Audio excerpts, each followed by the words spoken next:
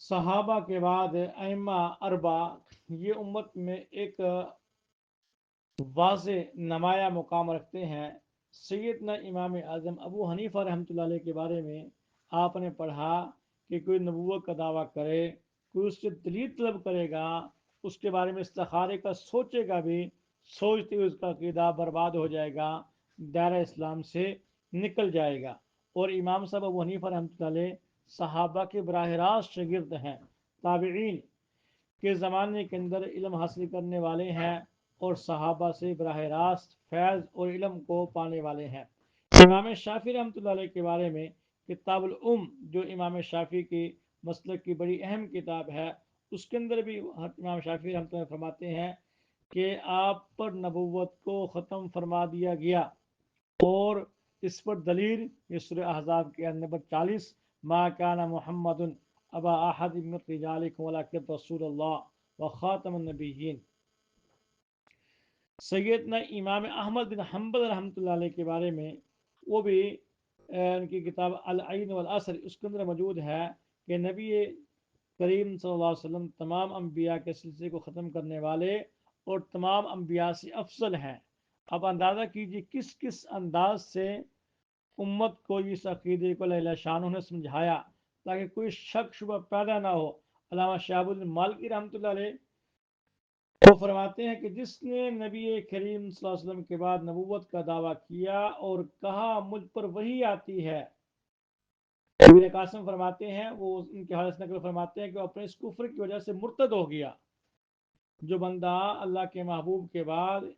وحی کے آنے کا قائل ہو وہ بندہ مرتد ہو جاتا ہے۔ اب سارے نبیوں کا یہی عقیدہ، صحابہ کا یہی عقیدہ، اور ائمہ مجتہدین میں سے بڑے 4 ائمہ ہیں، ان سب کے مسلک میں، سب کی فقہ کے اندر یہی عقیدہ لکھا گیا ہے کہ نبی آخر الزمان محمد رسول اللہ صلی اللہ علیہ وسلم ہے۔ میں بات کو سمیٹوں تو ہمارے احباب علماء دیوبند جنہوں نے سب سے زیادہ قربانیاں پیش کی ہیں، مولانا قاسم نانوتوی رحمۃ اللہ علیہ سرخیل ہیں اس طبقے کے، وہ فرماتے ہیں اپنا تو دین و ایمان ہے، پھر بعد رسول صلی اللہ علیہ وسلم کے کسی اور کے نبی ہونے کا احتمال نہیں، جس میں تعمل کرے میں اس کو بھی کافر سمجھتا ہوں۔ آج لوگ ان کے بارے طرح طرح کی باتیں کرتے ہیں، ان کا عقیدہ کتنا واضح ہے، فرماتے جس میں تعمل کرے گا میں اس کو بھی کافر سمجھتا ہوں۔ خلیل احمد سہارنپوری رحمۃ اللہ علیہ عقائد علماء دیوبند جو نے لکھی ہے تو اس میں لکھتے ہیں ہمارا اور ہمارے مشائخ کا یہ عقیدہ ہے کہ ہمارے سردار آقا اور پیارے شفیع محمد رسول اللہ خاتم النبیین ہیں، آپ کے بعد کوئی نبی نہیں پیدا ہوگا۔ المحمد المفند یہ عقائد علماء دیوبند پہ ایک دستاویز کی حیثیت رکھتی ہے، اس میں کتنی واضح طور پر اس عقیدے کو بیان کیا گیا ہے۔ آپ اس سے بڑھ کے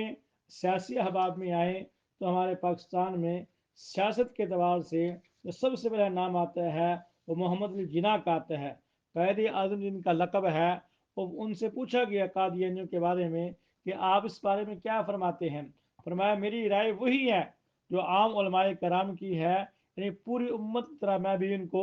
کافر سمجھتا ہوں، کیونکہ یہ عقیدہ ختم نبوت کے چور اور ڈاکو ہیں۔ علامہ اقبال نے اس محر کو لکھا تھا کہ یہ وطن اور اسلام دونوں کے غدار ہیں، اور کتاب ہے علامہ اقبال فتنہ قادیانی، اس میں لکھتے ہیں قادیانی تاریخ نے مسلمانوں کے ملی استحکام کو بے حد نقصان پہنچایا، استحصال نہ کیا گیا تو آئندہ شدید نقصان پہنچے گا، اس وقت فرما گئے تھے۔ اس پہ آپ سیاسی لوگوں کے نظریات جمع کرنا شروع کریں تو بہت لمبا چوڑا ایک لسٹ تیار ہو سکتا ہے۔ آپ دیکھیے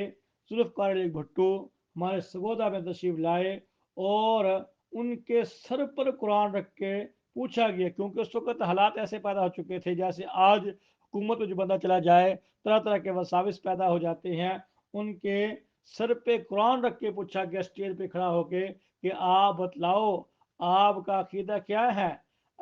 نبی کریم صلی اللہ علیہ وسلم کے بارے میں، عقیدہ ختم نبوت کے بارے میں آپ کی رائے کیا ہے؟ تو انہوں نے وہاں واشگاف الفاظ میں فرمایا تھا جو آدمی ختم نبوت پر ایمان نہیں رکھتا میں اس کو مسلمان نہیں سمجھتا۔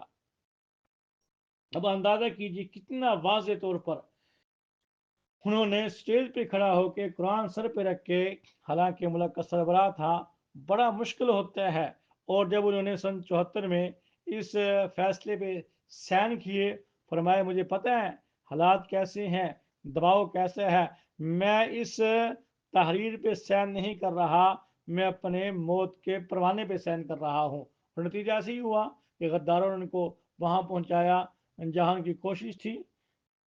ضیاء الحق وہ فرماتے ہیں قادیانیت کا وجود عالم اسلام کے لیے سرطان کی حیثیت رکھتا ہے، یہ ایسے موذی مرض ہے، اور آپ اندازہ کیجئے اس وقت دنیا میں جہاں کہیں فساد ہے، مسلمانوں کو نقصان جیسے اس وقت یہودیوں نے پہنچایا، اور ان کے ٹوٹ اور یہ پٹھو جن کے بارے میں اقبال نے کہا تھا یہ جو ہے یہ مرزائیت یہودیت کا چربہ ہے، جہاں بھی ہوں گے پیچھے یہی لوگ ہوں گے، یہ سرطان کی حیثیت رکھتے ہیں۔ آپ حفیظ جدری کو جانتے ہیں، ہمارا قومی ترانہ جو نے لکھا، وہ بھی فرماتے ہیں کہ مرزائی پاکستان کو ختم کرنے میں روز اول سے مصروف ہیں۔ یہ لوگ جہاں بھی جاتے ہیں مسلمانوں کو اور اسلام کو نقصان پہنچانے ہی کے منصوبے بنایا کرتے ہیں۔ آپ دیکھیے نا، آپ کا پہلا وزیر خارجہ سر ظفر اللہ خان، یہ جہاں بھی جاتا تھا اپنے مرزائیت کے کام کو پھیلاتا تھا۔ وہ نوائے وقت میں یہ خبر شائع ہوئی تھی، اس وقت کے نظامی صاحب نے شائع کی تھی کہ میں باہر کے ملکوں کے دوروں سے آیا ہوں، میں جہاں بھی گیا ہوں اپنے ہمارے جو باہر کے دفتر ہیں وزیر خارجہ جہاں جاتے ہیں، تو میں جہاں بھی گیا ہوں وہ ایک مذہب کی تبلیغ کے اڈے بن گئے ہیں، یعنی چندہ ہمارا مسلمانوں کا ہوتا، خرچہ پاکستان کا ہوتا، یہ نہ سفر کرتا لیکن جا کے مسیحیت کی تبلیغ کرتا تھا۔ تو اتنا بدماش قسم کا یہ آدمی تھا کہ محمد جناح کا جنازہ تھا، یہ باہر کھڑا سگٹیں پھونک رہا تھا۔ کسی نے پوچھا جنابی والا محمد جناح کا جنازہ پڑھا جا رہا ہے اور آپ باہر کھڑے ہو؟ اس نے کہا کمال ہے، یا وہ مسلمان ہے یا میں مسلمان ہوں، میں اس کو مسلمان سمجھتا ہی نہیں ہوں۔ اب اندازہ کیجیے لوگ، اب تو چناب نگر میں جن لوگوں نے دیکھا، میں نے وہاں وقت گزارا ہے، ان کے سرہانے تختیوں پہ یہ لکھا ہوتا تھا کہ ہم یہاں امانتاً دفن ہے، اصل میں پاکستان ہندوستان اس دوبارہ پھر اکٹھا ہو جائے گا، یہ چند دنوں کا مہمان ہے، پاکستان یہ ختم ہو جائے گا، ہندوستان کے قبضے میں چلا جائے گا، ہمیں وہیں دفن کیا جائے جہاں ہمارا تعلق ہے، یعنی قادیان میں دفن کیا جائے۔ یہ کبھی مسلمان کی حق میں نہیں، کبھی پاکستان کے اسلامت کے لیے کی کوئی کوشش نہیں ہے۔ ان کو موقع ملے تو یہ آج پاکستان کو ختم کریں اور اسلام کو بدنام کرنے کی کوشش کریں۔ اب دیکھیے جہاں بھی چلے جاتے ہیں کم وقت یہی رونا روتے ہیں کہ پاکستان میں ہم پہ بڑا ظلم کیا جا رہا ہے اور ہمیں ہمارے حقوق نہیں دیے جا رہے اور ہمارے حق کو غصب کیا جا رہا ہے، یہ ڈھورا پیٹتے ہیں۔ ساری امت کا اس پہ یہی عقیدہ ہے، ہر زمانے کے اندر کوئی جماعت ہو، کسی مسلک کی ہو، اور وہ لوگ جو مرزائیت چھوڑ کے آئے ہیں وہ بھی کہتے ہیں کہ یہاں بدبو ہی بدبو ہے، نہ کوئی خوشبو ہے نہ کوئی روشنی ہے۔ مولانا لال حسین اختر رحمۃ اللہ علیہ، وہ پہلے مرزائی تھے، بعد میں مسلمان ہوئے، فرماتے ہیں میں نے جتنا مرزائیت کے لیے مرزائی کتب کا مطالعہ کیا، اتنا ہی مجھ پہ کذب واضح ہوتا گیا، جتنا میں پڑھتا گیا اتنا ہی جناب والا ان کے جھوٹ، ان کے فریب، ان کے دھوکے مجھ پہ واضح ہوتے گئے۔ محدث کبیر علامہ انور شاہ کشمیر رحمۃ اللہ علیہ، یہ چلتا پھرتا کتب خانہ تھا، ایک دفعہ جس کتاب کو پڑھ لیتے تھے حافظے میں محفوظ ہو جاتی تھی۔ اتنا لیلہ شان نے حافظہ عطا فرمایا تھا کہ 27-28 سال کے بعد بھی کسی کتاب کا حوالہ دینا پڑتا تو بڑے وثوق سے کہتے فلاں کتاب میں فلاں صفحے پہ لکھا ہوا ہے۔ فرماتے ہیں کہ میں نے تاریخ کا جس قدر مطالعہ کیا ہے، میں اس کی بنیاد پر پورے یقین سے کہتا ہوں کہ اسلام کی 1400 سالہ تاریخ میں قادیانی فتنے سے بڑا کوئی فتنہ نہیں آیا۔ ہر زمانے میں لوگ فتنہ بن کے ظاہر ہوتے رہے، لیکن اس امت میں سب سے بڑا فتنہ جو ہے، جس کو فتنہ کہنا چاہیے، جو صحیح معنی میں فتنہ ہے، وہ مرزائیت کا فتنہ ہے۔ اس کے لیے ہمیں ہر ممکن کوشش کرنی چاہیے. محمد علی مغیری رحمۃ اللہ علیہ ایک بہت بڑے عالم گزرے ہیں اور اللہ شانوں کے نیک بندے ہیں. وہ فرماتے ہیں کہ جو میرا مرید تحفظ ختم نبوت کے کام میں سستی یا غفلت کرے گا وہ میری بیعت سے خارج سمجھا جائے گا. اور فرماتے تھے اتنا تباہ کرواؤ، اتنا لکھو، اتنی کتابیں شائع کرو، اتنا ختم نبوت کا کام کرو کہ مسلمان جب صبح کو سو کر اٹھیں تو اس کے سرحانے رد قادیانیت کی کتابیں موجود ہوں، عقیدہ ختم نبوت کے تحفظ کی کتابیں موجود ہوں. یہ مسئلہ اتنا واضح کرنا چاہیے کیونکہ یہ مسئلوں کا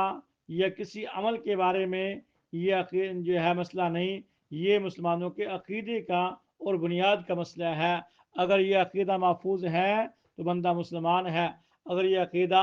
محفوظ نہیں ہے تو بندہ دائرہ ایمان سے باہر نکل جاتا ہے. دنیا کے اندر جتنی عیاشی کر لے گا لیکن مرنے کے بعد ہمیشہ ہمیشہ ہمیشہ کے لیے جہنم کا ایندھن بن جائے گا. اور شیخ ذکری رحمۃ اللہ علیہ فرماتے ہیں اگر ایک بھی مسلمان مرزائی ہو گیا کل قیامت میں ہم سے پوچھا جائے گا کہ تمہارے ہوتے ہوئے فلاں کا ایمان لٹ گیا تم کیا کرتے رہے. تو آج ذمہ داری بنتی ہے کہ ہم عقیدے کو خود بھی سمجھیں اور جہاں تک ہمارے بس میں ہے جو ہماری کوشش ہے جو ہم کر سکتے ہیں ہم اس کے مکلف ہیں. کوئی مانے نہ مانے مالی دا کم پانی پانا بھر بھر مشکاں پاوے مالک دا کم پھل پھلانا لاوے یا نہ لاوے. ہم نے کوشش کرنی ہے اس کے پرچار کرنے کی. اللہ مجھے بھی توفیق عطا فرمائے، آپ کو بھی توفیق عطا فرمائے.